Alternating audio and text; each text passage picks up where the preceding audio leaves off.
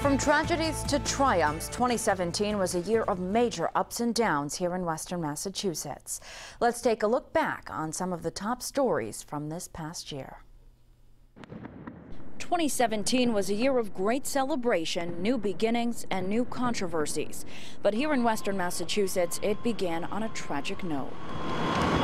3 people were killed and dozens more left homeless following a fire at an apartment building on New Year's Day. The response to the fire caused a year-long dispute between the mayor and fire commissioner on one side and the firefighters union on the other. Weeks later, 4 young people were killed when an SUV crashed into a tree on Union Street in Springfield. The only survivor is the alleged driver, 18-year-old Aaron Thorne. He had to be arraigned in the hospital on 4 counts of manslaughter. February brought a tragedy of another sort in the towns of Conway and Goshen, where homes and a church were badly damaged in a rare wintertime EF1 tornado. The family of Aaron Hernandez wishes to thank the public for its thoughtful expressions of condolences. Shocking news came in April, where former New England Patriots star and convicted murderer Aaron Hernandez was found dead from an apparent suicide in his prison cell. Controversy continued to follow him after death. Because his murder conviction was still under appeal, his death resulted in his conviction being thrown out. Testing of Hernandez's brain found severe damage due to CTE. In early December, a local fire chief lost his life while working to put out a house fire. Montgomery Fire Chief Stephen Fry collapsed while fighting a fire at a home on Southampton Road. His funeral in Westfield brought out a contingent of fellow firefighters from all across New England. This is the person who actually took her life. Significant developments in a major murder mystery that has haunted Western Massachusetts for years. 48-year-old Gary Shara was arrested for the 1992 killing of Lisa Ziegert in Agawam, thanks to enhanced DNA technology and a tip to investigators.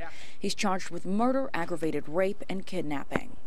2017 was also a year of new beginnings in 2 local cities where new mayors were elected.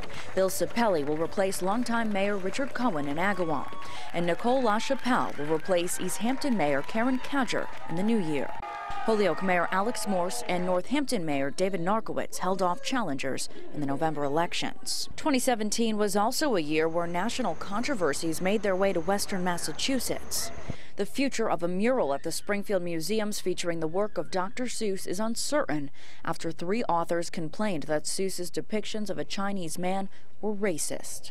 We don't know how this is going to play out. We don't know how long it's going to take. The immigration debate came to Western Massachusetts in a big way when undocumented Guatemalan immigrant Lucio Perez took sanctuary in an Amherst church to avoid deportation. He's still living inside the First Congregational Church. 2017 was also a year to celebrate for football fans, with the New England Patriots winning Super Bowl 51, the biggest comeback in the big game's history. And then now it's like, I am a winner, and I'm scared, but I'll be okay. Maybe the only one who was a bigger winner than the Patriots is Mavis Wansek of Chicopee, who won a $758 million Powerball jackpot in August. She chose the cash option of $480 million. Commuters in the Springfield area were also winners by the end of the year, as years of lane and ramp closures on I-91 through downtown finally came to an end in December, several months ahead of schedule. Major construction work continues, meanwhile, on MGM's casino in the South End. The opening of the nearly $1 billion resort is one of the only things that we know will happen for sure next year. We also know that 2018 will bring playoff excitement after the Patriots clinched the AFC East again this year.